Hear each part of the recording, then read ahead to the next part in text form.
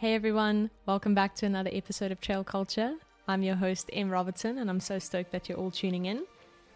Today on the podcast, we've got Erin van Eyssen joining us. He is the founder of Flat Rock Endurance and a coach there. He brings years of coaching experience to this chat. We're going to be taking a deep dive into a bit of his journey, what it's looked like, how he's seen the sport of trail running develop, and more. I hope you guys enjoy the episode.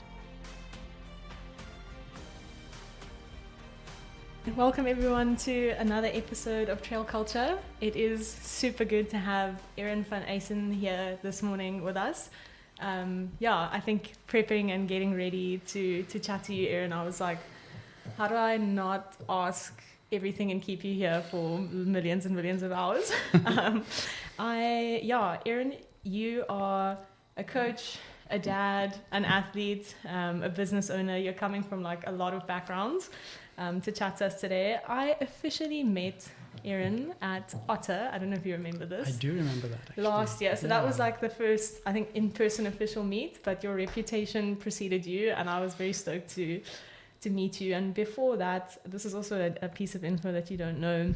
One of my first like vivid interactions or memories of you was during lockdown. You did an online course. Yes. I think, was it through Chicxulub Trail? It was through... Yeah, I think it might have been. Yeah. They had a few of us on, a few different coaches, I think. Yes. Giving insights into different things, yeah. And I was like, you were the one person who, you were so like calm and collected, and you spoke to everyone, and everyone's like locked inside and frustrated, and you were like, guys, like, just don't run in circles. You never run in circles. Don't introduce this new stimulus now and injure yourself. How would you all of a sudden start running in circles? Yeah, and I remember being like, I don't really know who this coach is, but what a good insight. I was just like, this is so cool. And from then I like kind of, I've seen you here and there, trail events. It's been cool. So yeah, super stoked to have you. I'm glad I left a good impression. But welcome. Thank you for having me. Yeah, it's very cool to be here. On that note, I mean, lockdown wasn't good for anybody. And I think it got a lot of us questioning why we do what we do. And what it needs to be, or what our sport or our activity needs to be beneficial to us.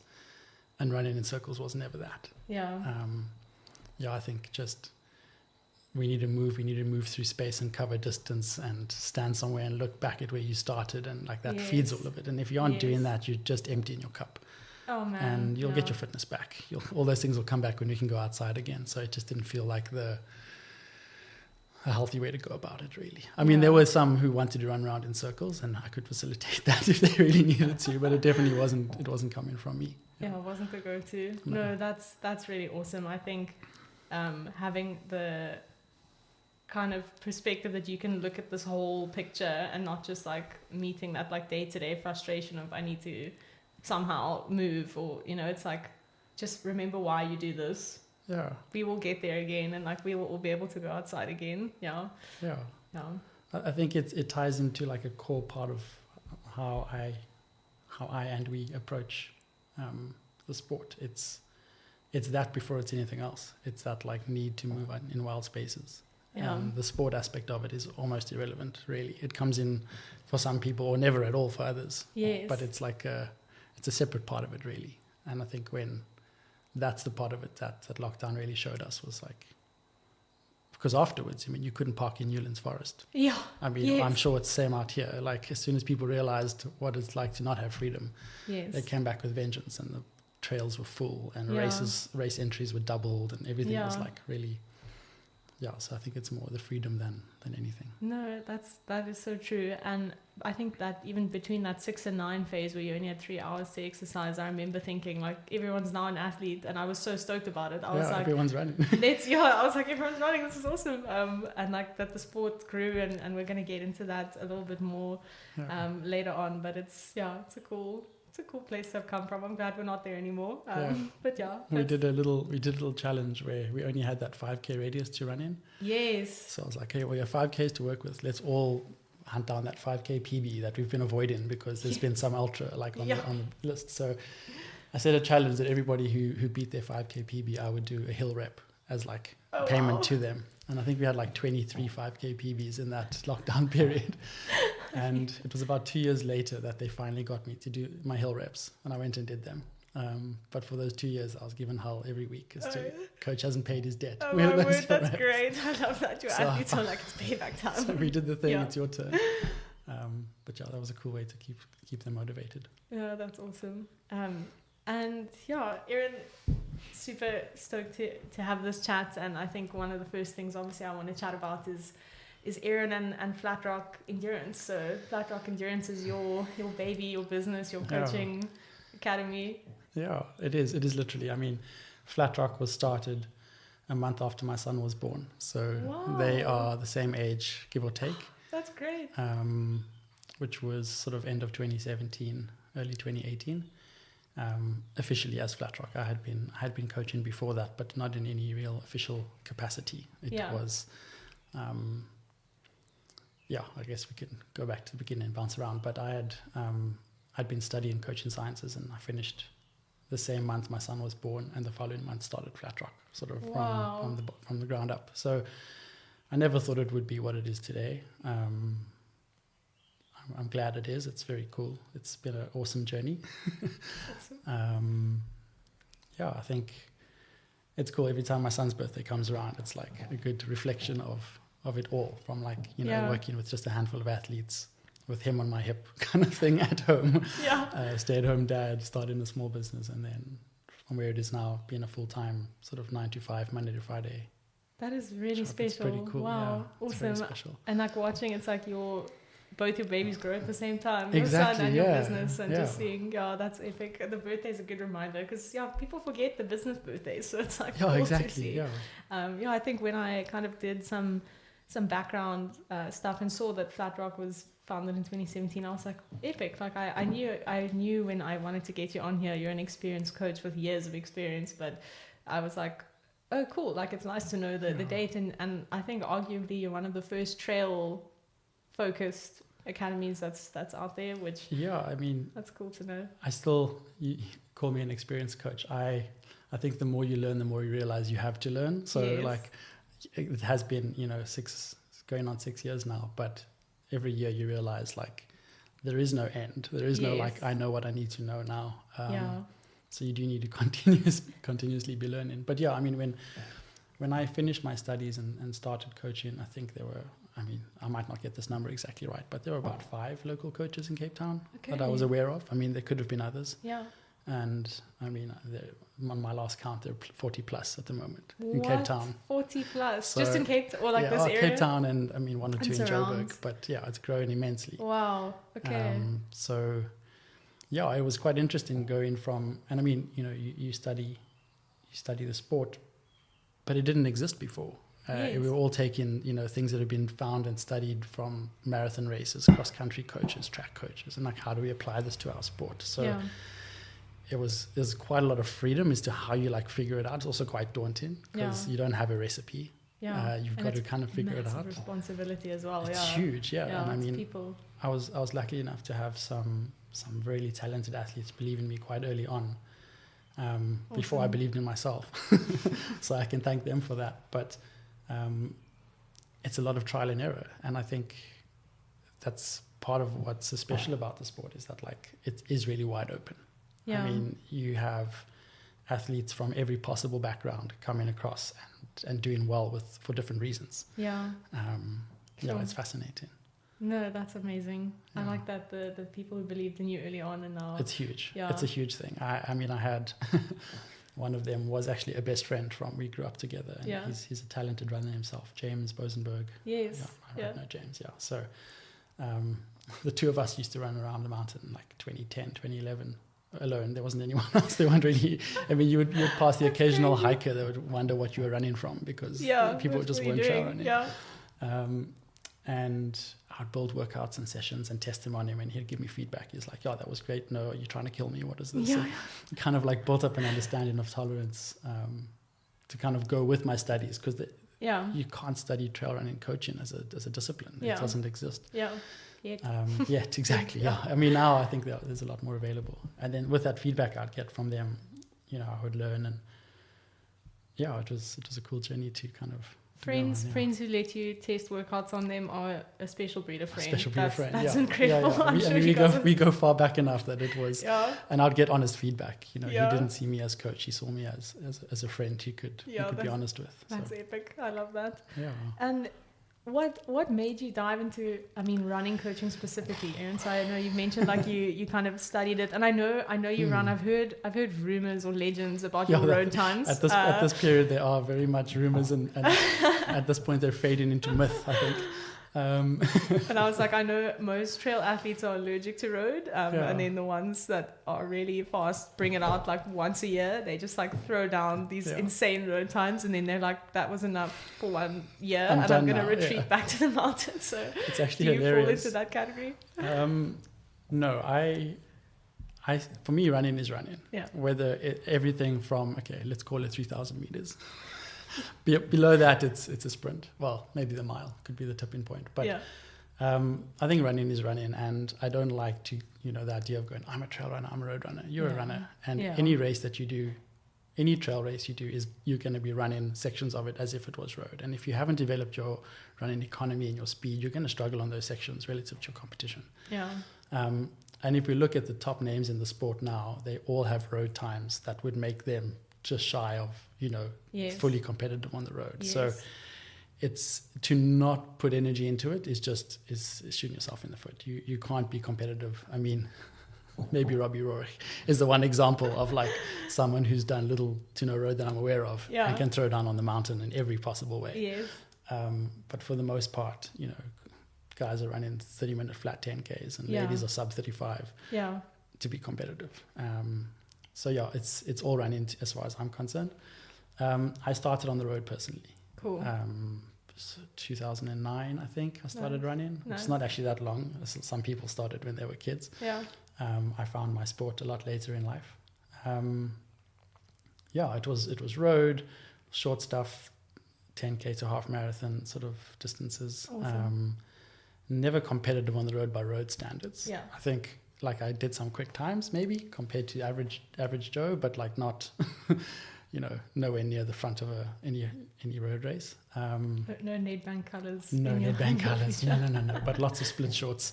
Oh, nice. And tight vests. It's no shame. I came from the same background, so I'm like, my split shorts are still there. Luckily, it was before I was too much Facebook, so most of that evidence is gone.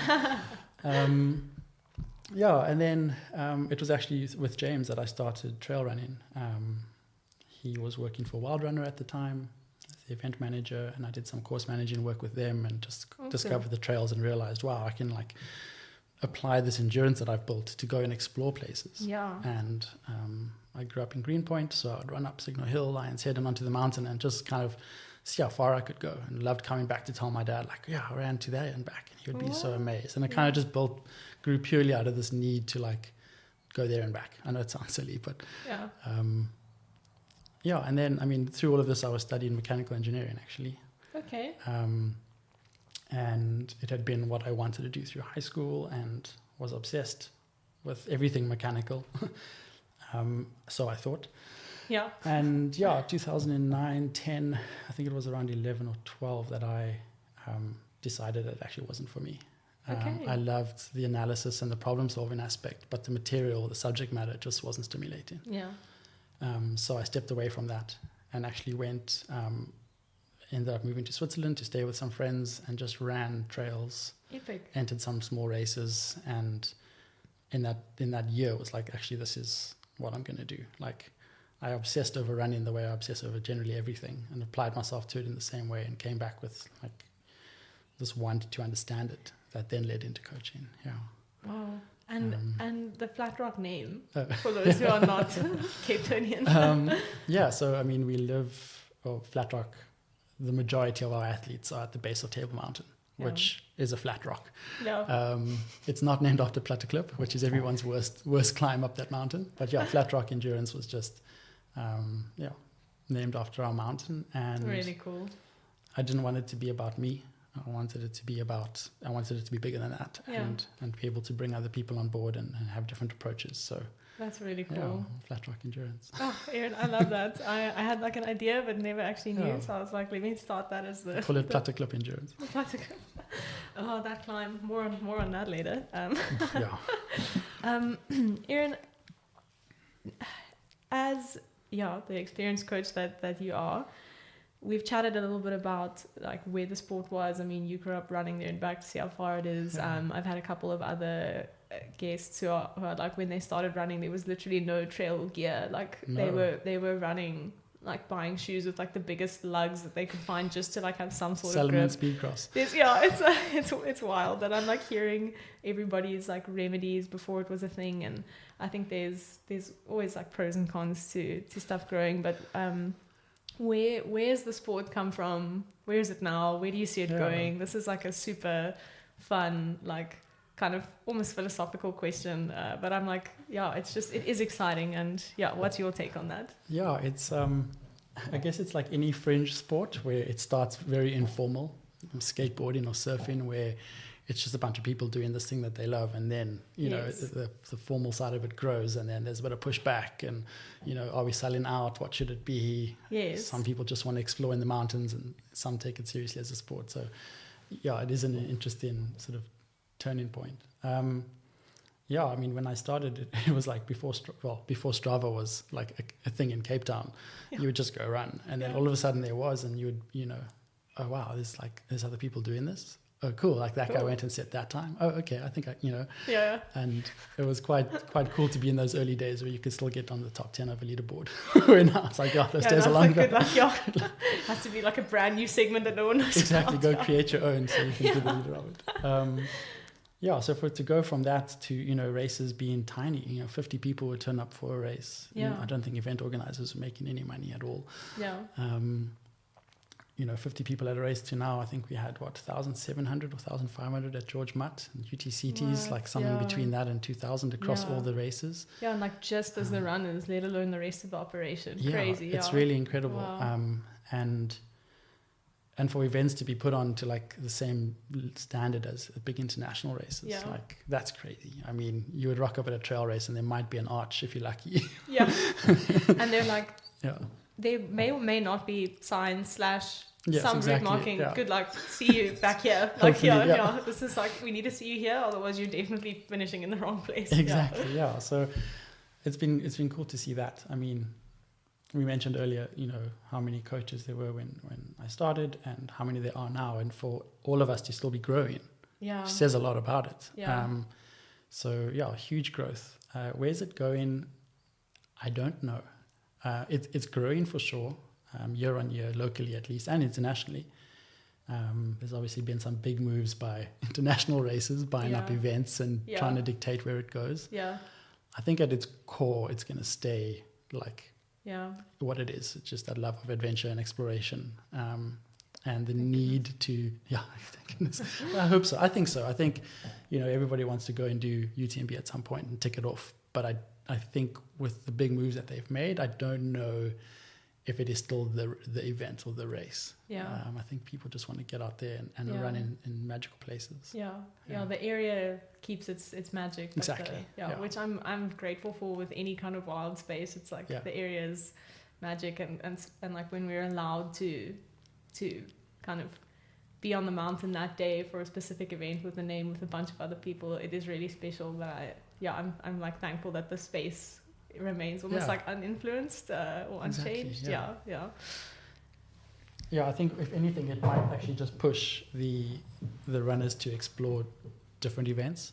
Like it gets so difficult to get in that like it's actually not worth the headache.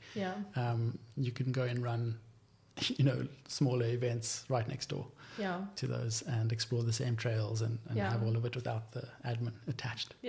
And just be there. And events, it is, we're going to talk about events as well. Like it is cool, but no, that's a great answer, Erin. It's not everything. It isn't everything. And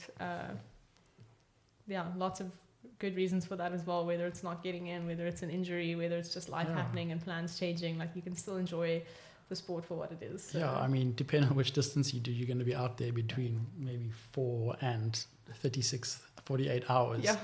that's one day of the year. Yeah. But you're going to be on the mountain training for it 5 to 7 days a week. Yeah. Like if it's all about that one event, then you've lost the point there. Yeah. No, that's great. It's hundreds of hours of training. Yeah. You better enjoy that part of it. No, that's good perspective. I like that. Yeah, and that's also why I think just knowing your why. Taryn and I spoke about this quite a lot. It makes a big difference. And I mean now, like with this, we're starting to like get into kind of more of what I want to chat about, which is like being a coach is an ever evolving job. You say you kind of remain a student in learning, like as long as you keep doing this, which is so awesome. I think it's awesome that it's not, you don't reach this like end point. Like, I mean, you can get qualifications under your belt, you can do the things, you can do the courses, but like the experience, like there's nothing like it. I'm sure you feel like this specifically if I go and do like a training camp or an event, or I feel like I learn, like it's like compressed and like the learning curve is steep, and then but you just keep going. And every time I'm like, I have more or less an idea of like not stop learning, but it's like, okay, the curveballs, like I see them, and then there'll be like a new one, and I'm like, wow, this is great. But chat to us about some of the ups and downs of coaching. I mean, it's working with athletes, you're keeping up with your own training yourself. Sometimes. We can get to that. Yeah, and like navigating the coaching world and staying relevant, I think, for yourself, for your athletes. I think like keeping the industry standard high and making sure people are coaching safely and appropriately is really important. So absolutely. Yeah, like so talk to us about the ups and downs. I think our job as a coach is not to have all the answers, but be willing to find them. Cool. And be honest about that from the start. It's like it's not an ego thing really. We're not claiming to have the answers. Obviously, we get to live the lives of hundreds of athletes through us. So we have access to all of that information, all those experiences that we can pull on and then help anyone come into us with going, actually, I've experienced a scenario before in a similar way and I can, we could apply this. So it's that willingness, I think, to always be open to learn and find out what that athlete needs. I guess separate what should work versus what they need. Wow. And that like flexibility, I think, is really important. So, or at least to me, it might not be for everyone, but I think that's where we found success is like trying to put the athlete first in every possible way, even if that means throw in some of the standard expected ways of approaching things out the window to accommodate them. And you mentioned doing it safely and honoring them. Like, it is a huge responsibility that we're given, financially alone. I mean, the race entries, the coaching fees, the gear, everything that goes into it. There's a lot, but also these people define themselves by the sport. Yeah. Sometimes more than they should. And that comes with a huge weight. And it also comes with huge reward, because when you get it right and it works, there's nothing sweeter than going on that journey from, is this possible, to, oh, look, I just did the thing. Yeah. Like, that's special. That's like all the reward. Yeah. I mean, if I could do it for free, I would do it for free. In no different way. Yeah. It is taxing. it is, you're dealing with people and their emotions and their ups and downs, and you ride those waves with them. So it's emotionally expensive, but incredibly rewarding. Yeah. I like that. Emotionally expensive, but incredibly rewarding. That's awesome. And I've no doubt that your athletes adore you. I see it on a range from meeting them, chatting to them, from seeing things. I have to say, I think Naomi Brandt is somebody that I look up to and adore. She doesn't even know this, but I'm like, man, her outlook, her perspectives, her realness. She's someone I followed for a while. I'm actually busy working through what she did when she had ITB. It's real fun. And there was last year, you crewed for her at UTCT. Yeah. And there was this post that you made on Instagram, but I literally left a comment where you spoke about kind of the privilege of coaching and getting to do this. And I want to talk about that now. Like, we get to do this and what makes you a coach. But and I laughed so much. The last sentence of that post was, like you spoke about the privilege and that you love doing this, and you said you're going to keep spending time caring for her and trying to get her to eat more and slow down. And I just was like, that is such a good like nutshell of like, I care about you enough to get you to eat more and slow down. And that for me was a great like coach athlete moment captured. We've really built a beautiful relationship over the last few years. She was one of those athletes that believed in me before I did myself. Awesome. And I think we had just met and were planning to sort of get going with coaching. And she's like, okay, cool, I'm ready to start. But in 2 weeks' time, I'm going to circumnavigate Lake Malawi. I think it's like 2,000 kilometers self-supported on foot or something. How does that fit into the plan? Like, can we do it? I'm like, okay. I'm not going to say no to this, figure it out afterwards. And like, that's kind of how it started. It's, her throwing a crazy dream at me and then kind of trying to build a plan to make sense of it and then going through it. And I've had the opportunity twice now to crew her through some big races, and it's super special. Like, I think it's one thing to build a plan and then have an athlete go off and race it. And not be around, but to actually be there on the day. Yeah, it's and special. like, it's super special, like incredibly emotional, but very, very cool. I think that post was also, when I was doing my ASA coaching levels, there were a lot of old cross-country track and field coaches. Yes. And one of the coaches said to me, and I might have said it in that post as well, but you're not a coach until your athletes call you coach. Oh, wow. And that was like really special to me, because you can get the qualifications and you can call yourself that thing, but when you're seen as that thing and respected by the people you work with, the weight of it is huge. And Naomi's never called me anything other than coach in the entire. And I mean, we're good friends outside of it, and we, but it's just coach. And it's special. It means a lot. I get goosebumps. I'm like, it's so cool. It's very cool. Navigating the coaching world, staying relevant. I'm like my brain is like going so much, but I'm like, let's go to the coaching, this kind of topic or questions where I was like, let's call it the coaching deep dive. And I think again, I could have you on here for 10 episodes talking about like very specific. You'll be back. And I when I chatted to Mens yesterday, like he was like, dude, like how are you gonna what are you gonna ask in terms? I was like, you're gonna have to listen to the episode, but I recognize like there's loads, but like we've said now, there's a range of athletes. They've got backgrounds, different things, different goals, different everything. But when you're working from like recreational to elite, you've mentioned 5K all the way up to like there and back to see how far it is, which is like 100 miles sometimes. And like, where do you start when an athlete comes to you with a goal? It's, you've got experience that's like still building and coming, and I mean, you've obviously got tools in your toolbox that you work with, and it's always like this like blank canvas in a way with somebody. It's the first time you're engaging, whether they've had like previous coach experience or not. But what's your like go-to? So I mean, you're right, it's a blank canvas as far as I'm concerned when they arrive, but we now need to paint that picture and understand who we're dealing with. And I think any athlete that we start with, we do this initial chat, and they sense we have take on forms and we get all this data from them beforehand, but once they sit and you see them talk about the sport, then you know exactly what you're dealing with. And only once you know the type of individual you're dealing with can you apply any of your rules, because the sport is so diverse in the kind of people that come into it. You have people who do not care what is required to run 100 miles. They're going to do it. Whether you're on board for the idea or not, they're going to. So sometimes you're building a plan against everything that is right, because they're going to do it. So you're trying to like get them in the best possible shape for this thing they're going to do anyway.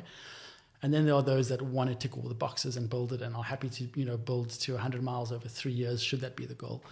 I mean, there's standard practices, and then you look at the individual, like, okay, what are we dealing with here? Like, how does it apply to this person? I think, is it a wild card of like... Absolutely, Because, I mean, there's some incredibly mentally strong people who have not done any of the kind of endurance sport or have any background to justify what they want to take on. But there's a will and a drive that is there, and a dream, that you have to delicately kind of sometimes manage or shift the direction of to keep them safe and healthy, and sometimes you need to feed it. So it's not always as black and white as you haven't run, therefore we're going to start at X. And, with the ultra distances being glorified, we can discuss that on another podcast altogether. You have a lot of people with little to no experience coming in aiming pretty high. And most of the people that have raced those distances would have had years and years of conditioning and experience. But I think generally there's 2 points. There's the point the athlete's at and the point that you want them to be at come race day. Yeah. And how far apart are those 2 points?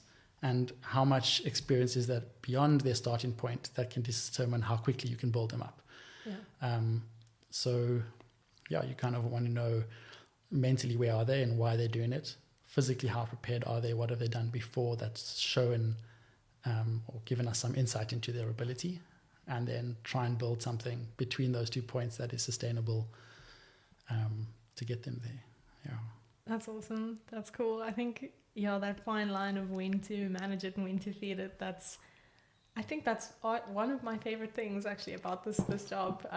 And like as athletes, we're going to kind of segue into this now, but I mean, you focus on the mental and the physical health, like very specifically those words of your athletes when it comes to training and coaching and because there's like so many things that feed into that, like what's going on in their life, the stresses, like we know that the body can't differentiate between different types of stress. It's all stress, yeah. Yeah, it's all stress, so whether it's training or otherwise, and then you've got the goals and the dreams, and then there's the motivation dips and like there's all the stuff that comes with it. So that's that balance, that it's like a dance, huge, and I really enjoy it. And it's interesting because it isn't taught.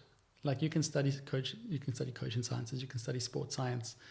The nuance that is what you just described is not, there is no manual for it. I think it's like a interpersonal ability, a bit of an EQ skill. Like you just got to spend time and work on figuring the athlete out and what they need at a given time. Because it also isn't consistent. Yeah. Sometimes it's a very physical pursuit. Yes. Sometimes that isn't really the issue. And it's like working around what the blocks might be. And I mean, I'm not a sports psychologist. I know my limits and I know when to refer out, but it's interesting to see how you move with an athlete through years and years, how that requirement changes and that ability to adapt to it being quite key. Yeah. And that's what you said earlier of knowing like when to refer out, but like you're working with a person and sometimes what it takes is you believing in them when they're not believing in themselves. Like huge. You've seen, you're like, sometimes I'm sure you've had this upset. I'm like, you have done the work. Yes. I see that you have this feeling. Yeah. I really want you to not have this feeling. Let's work through it. But like sometimes I'm like, I tell my athletes, I wish you could see yourself how I see you. Exactly. That's beautiful. Because then really you will line up at that start line and send it because in your own specific way, because you are just incredible. Yeah. And working with that kind of the emotional and mental well-being, Erin, is that something that you said you're learning? Is it something you enjoy? It is taxing because you are giving out and we want to, and it is a privilege, but it's also knowing when to stop, have when those to boundaries. refer. I love it. I think if anything, it's probably my favorite part of the job. The building of the plan part is way easier. And not as challenging necessarily as figuring out what that individual needs. That's cool. Sometimes it's a couple of hard sessions to humble them, to get them to dial back and realize that they're mortal and kind of get them to sort of run a bit smarter. Sometimes it's, putting things out there that seem daunting and, they achieve it and build their confidence over time and knowing when to apply one or the other. Like that's the nuanced part of it that I enjoy. Talking about those athletes and their belief in you or your belief in them, getting them through, like having that person by your side through the build up and then them giving you that go ahead, like you're ready to do this, is huge. Yeah. Training peaks, fitness scores, all of that, you could have an athlete prepared on equal amounts before an event, but that belief could be the difference in how the day goes. Yeah. Wow. And some want to see the graphs. Some might just get a phone call on the Friday before the race saying, "Coach, am I ready?" You're ready. Okay, go. And that's all they need. And off they go. And it's like, I got like a little goosebumps there again. Yeah.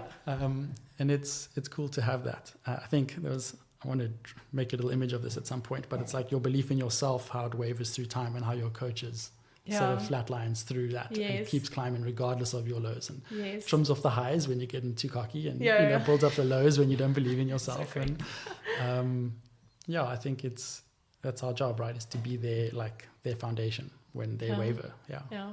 And I'm sure, Erin, you've had the reward of when the roles are reversed and you hit a dip as a coach, whether it's working through an injury, whether it's life just being life, and then your athletes, without like you expecting them to also just pop out of nowhere and are like, hey, you're the best.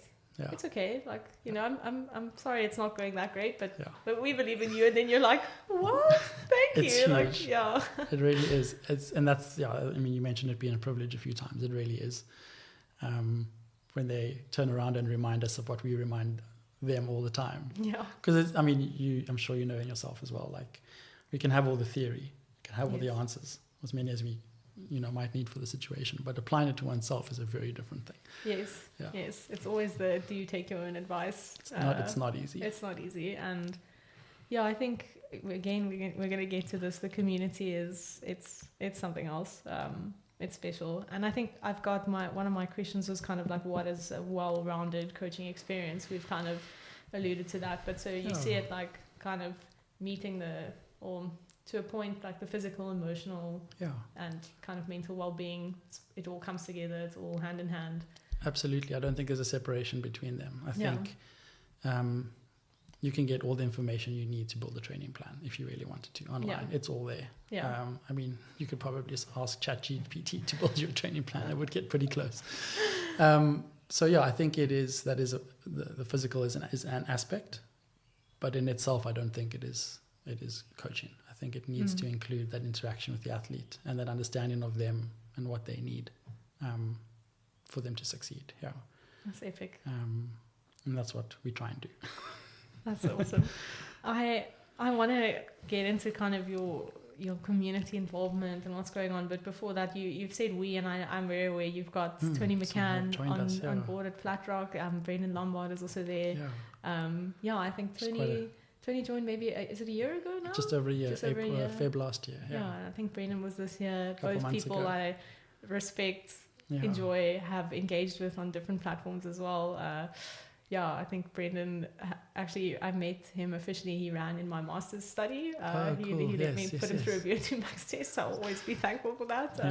And Tony, through Otter and being involved there and engaging with her, and then also just seeing her ever smiling face at events, it's always awesome. But growing the team and working together. Yeah, I mean, Flat Rock was me for 4 years, I think, just myself, which was very daunting.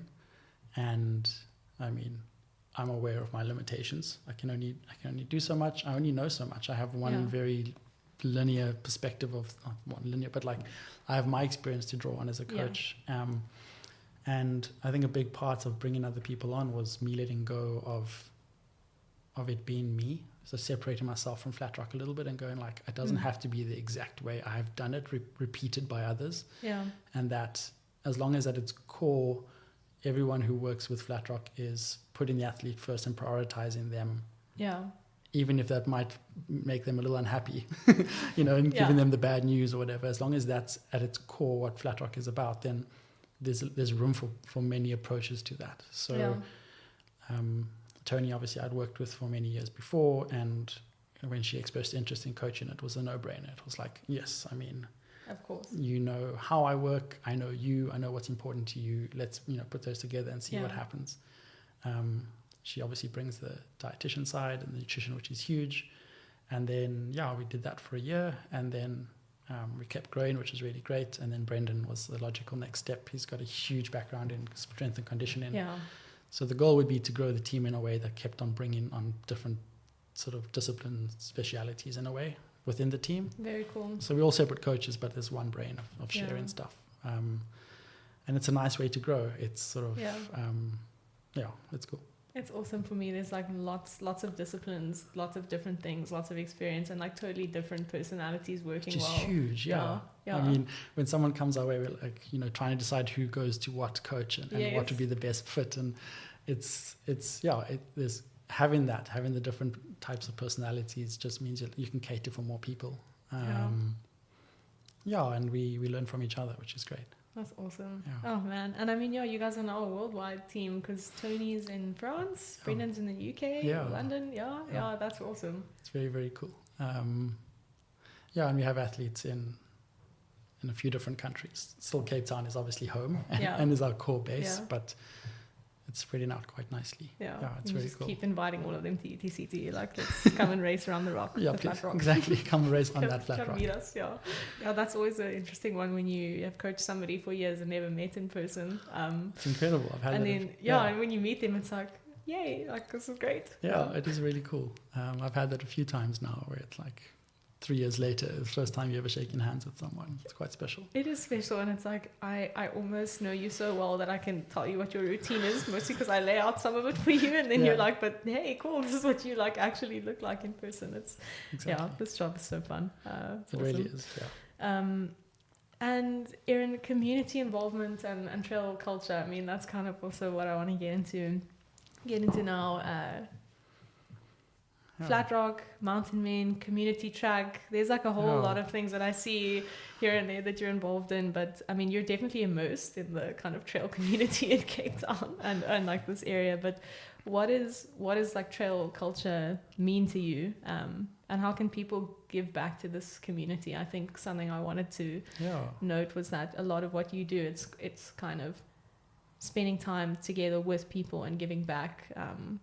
And I don't know the full setup of something like Mountain Men, but it looks really, I don't know, you guys have got cool stuff going on, and I'm like, there's a lot of giving back, there's a lot of projects, there's a lot of very passionate people, like Erin Grohl for a name, like who are doing some incredible work, and so what does trail culture mean, and how do people get involved to give back?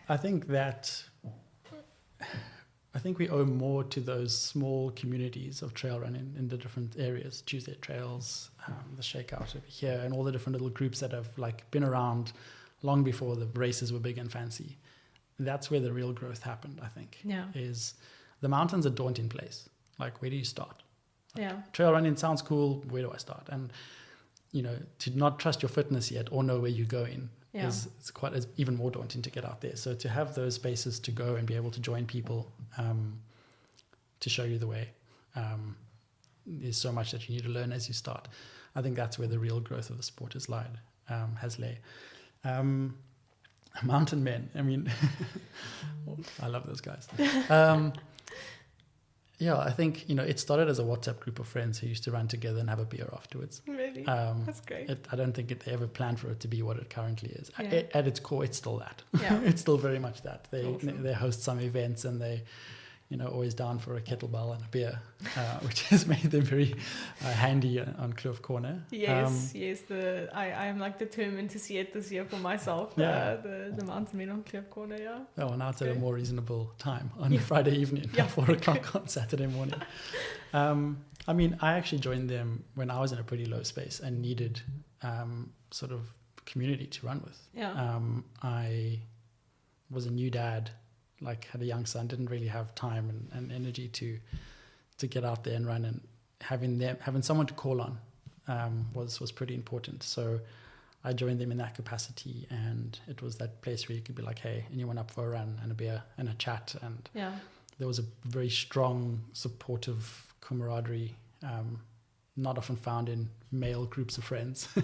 That was pretty special there, and still is. Now it's not only guys. Now the Mountain Men is a bit of everybody, a bit of mixed. Awesome.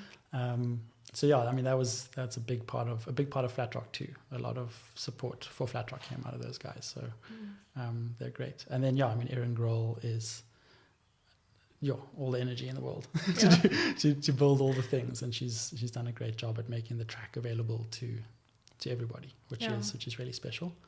And that community track just exploded. It went like, I saw a photo the other day, and I was like, this is a next level, a full-on event of loads of people. How awesome. It's incredible. And it's, 2-3 months old now, I think. Crazy. We have a beautiful resource in the middle of the city to use, and it's very difficult to get in. You have to have you have to be a member of a running club, or be a club yourself, or whatever, and to get in. And there's a lot of barriers that don't make it easy. And for that one night a month, anyone can come and run track, and that's really special. And I feel like it should be available to everyone all the time. Yes. And I think they just nailed that need really well. And running is fun, and running with people is fun. Yeah, it is fun. It's great. Yeah. Yeah. And then obviously there's Tuesday Trails, which, I think is the core of Cape Town's trail running growth. Yes. I mean, I remember doing that years ago, and there'd be, 10, 20 people. And now I can't even go because I get anxiety because there's so many people. I think there's been on a summer, like a hot summer evening, it's like 300 strong. It's incredible. Sometimes, It's really special. And I think, again, that's where a lot of the growth in the sport lies. You do a race once a year, but every week you've got that thing you can rely on. Yeah. There will be people there to go and run with and chat with, which is pretty special. Oh, man, it's epic. Like the community is just special. I think, again, like this is what this is all about as well, like sharing these stories. The community is great, highlighting that for those who have not yet experienced it. Do it, like just come and join, and for those who are in it, just to be reminded again like how cool it is. And I think you asked like how do people give back, or what's the responsibility? I think it's keeping it welcoming and warm and open. I think any community left long enough becomes a bit secular and elitist is not the right word, like but cliquey, a bit cliquey. And I think like letting go of that kind of stuff and just keeping it warm and open and to all kinds of people that might rock up, I think is really important. And as a way to give back, I mean, there's obviously other ways, but I think at its core, if we're a welcoming group of people, it will grow. It's open to anyone. And endurance sports breeds good people, I think. Like if you're out there suffering long enough, you get rid of most of your stuff. And if it takes more than one run, there's more than enough people around you who are willing to stick it through with you. I think that's like, I think it's that shared pushing through discomfort and that shared hurt and digging a hole and climbing out again that we all do at whatever capacity we are, whether you're a professional or a complete beginner. It hurts the same. You just move quicker or not. I think all of us sharing that is like a very close, or is what bonds a lot of us. That's awesome. I think there's very little that beats like sharing some trail time with some people and having a good like process / vent of whatever's going on. It's huge, it just gives you some perspective. There's still other ways to deal with your stuff and things are still there, but they've just got this like rose gold tinge after you've been for like a nice after you've been for a nice run. And I even like thinking of the mountain men, like it's still a shared, like you get together, you do this thing, you share a beer. Life is better when enjoyed together. Absolutely. And I think the bond that is formed in those moments of endurance and suffering is huge. I mean, you share the trail with someone in a race or a long run for a couple hours, like you see each other differently. Beyond that point, no matter what your relationship was before. And it's quite special how we can bond in those moments. I saw that at George Mutt. So obviously Gabriel, who I work with, was running with Matt Bout. With Matt, yes. And Matt's one of your and I have to be honest, and I'm like, Gabriel, forgive me, but when I finished my race, I saw him on the route. So no, it was before that. It was before my race started, because they always start on Friday night, and I saw him and Matt are running together and sharing miles, and I was like, Gabriel and I literally were like, what are those two talking about? And what's going to happen? What's going to happen? And so they're racing, but they're these like two different people. It's like two worlds colliding, and like just a difference in kind of who they are, but they've got this core thing. And those two came out like bros, like the biggest bros, like at the prize giving. I said to Rob, I was like, you've got some competition, like of who's going to replace you in this bromance. Exactly. It was just so cool for me, and it was like a fun example. Where I was like, you've got this shared thing you went through, and they were like, they went through everything, like through the night of the Smiler, and came out the other side better. I love that. I love those stories so much. It's beautiful actually, because I mean, those are two fiercely competitive guys. Yes. Who could have tried to get away and use whatever means to get away, but at its core, it's easier together. Yeah. Even if you want to beat the person, you kind of want to just beat them. Like once you've been through that together, you want to put them at the finish, but you want them to be right with you. Yes, and you still want them to do their best, and like that balance of humility and fiercely competitive is the sweet spot. Yeah.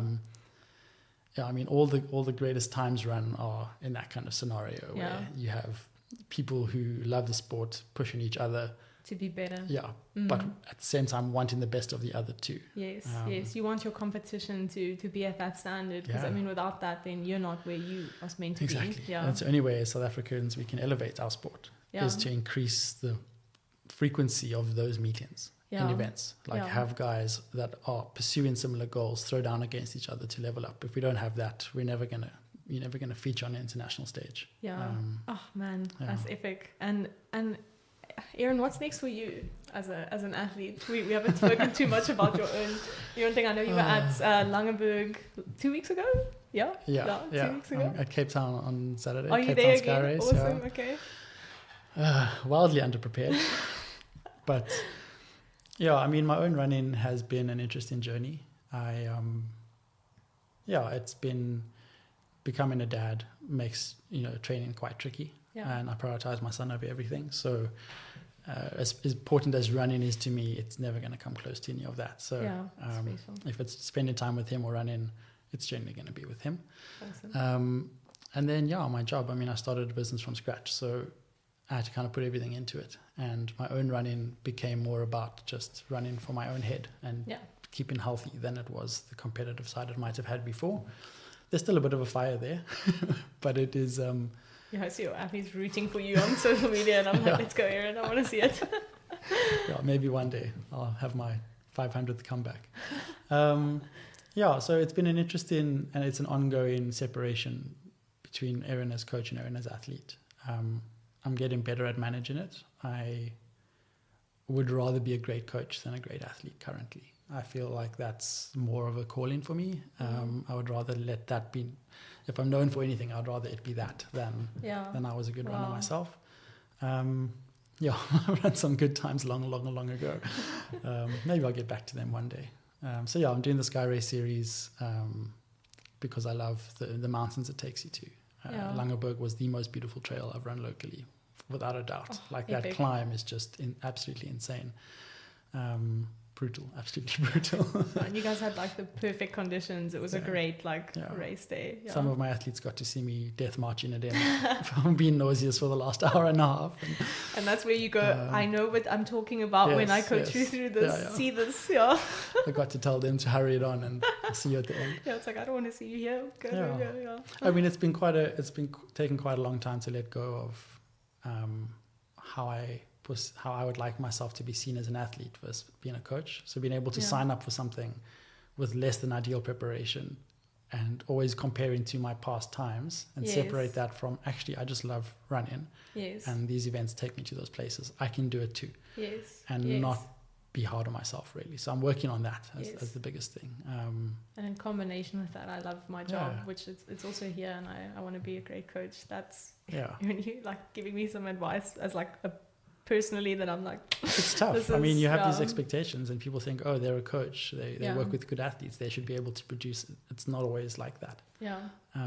It's an interesting balancing act. I'm still figuring it out. That's cool.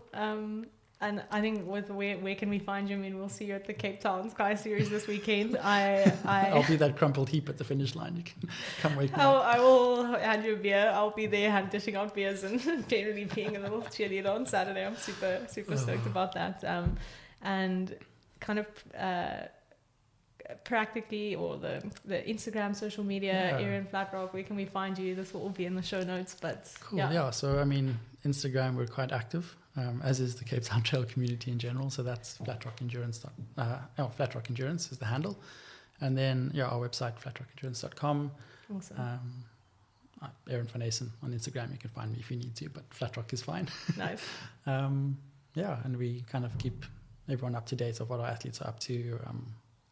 They're generally quite busy bunch. So that's awesome. Last question, Erin, which is just a fun thing, is what is your favorite trail and why? Oof. Not Platteklip. No. I actually don't mind Platteklip, to be honest. I don't know if it's all the tourists and all the heat and just the unrelenting steps that gets everyone. I really don't mind it so much. I think I like going up the mountain, and the climb's a climb, and they're all hard. Just get up. Up until last weekend, I probably would have said some of the Giants Cup Trail in the Drakensberg. Stunning. I mean, just incredibly beautiful. but Langeberg might take the cake. Actually. Really? Like that was an incredible route. Awesome. I haven't had that where you stop in the middle of a race and just be like, actually, whoa, like this is incredible. This is mind blowing. So yeah, Langeberg, I mean, and then, Lion's Head Loop. Yes, the classic. You can't beat the Lion's Head Loop at sunset, just perfect. No, well, kudos to Stu and his team for that race and still what's to come. I'm excited to see how it goes. You're doing the full series, I am, yeah. Oh, great. Cool. So maybe that answer might change after you do the rest of the course. But cool. Erin, thanks so much. This has been epic. Time flies. I really appreciate it. Thanks so much for having me. And we'll definitely have you back soon. Cool, thank you. Awesome.